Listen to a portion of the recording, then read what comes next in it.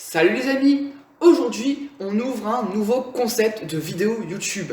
Ce concept sera intitulé Les classiques de la pâtisserie française. Vous allez voir, nous allons faire des tartes tatin, des religieuses, en passant par les opéras et les millefeuilles. On va bref se régaler.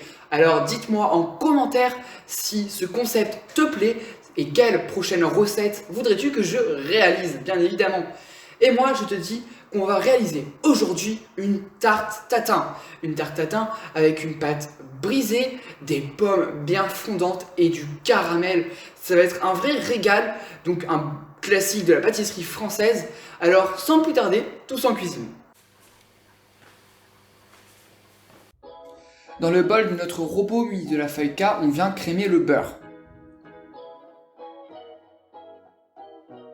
Une fois qu'il est bien crémé, on peut rajouter le sucre glace, le sel, la poudre d'amande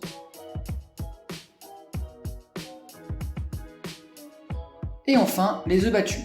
On mélange à vitesse moyenne jusqu'à complète incorporation et homogénéisation de la pâte, comme ici. On peut alors ajouter la farine et mélanger le plus rapidement possible afin d'éviter de trop échauffer le gluten. Dès que la préparation est liée, on peut venir la déposer entre deux feuilles de papier sulfurisé et l'étaler sur une épaisseur de 5 mm.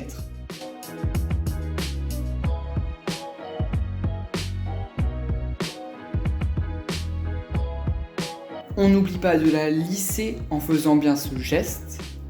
Cela permettra d'avoir une épaisseur homogène.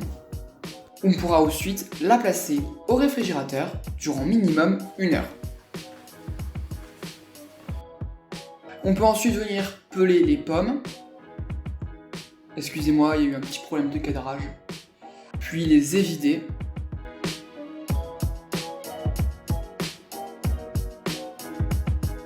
On vient les couper en deux. Avant, dans une casserole, de mettre le sucre et de faire un caramel bien brun.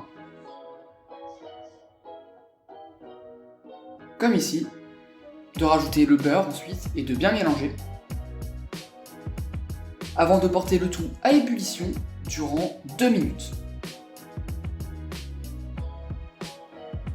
On peut alors verser le caramel dans notre moule à tarte tatin, le répartir et venir y déposer nos pommes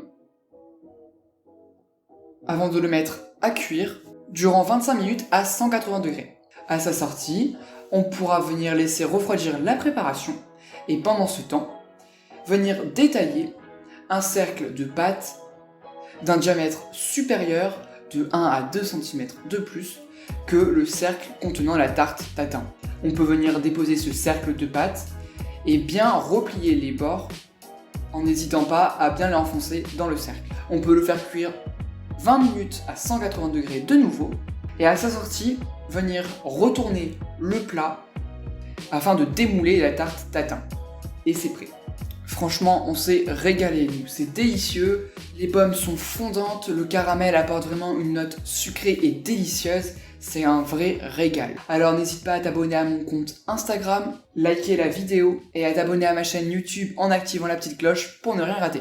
Et tu peux me dire en commentaire quel prochain dessert classique de la pâtisserie française voudrais-tu que je réalise. Et moi je te dis à bientôt.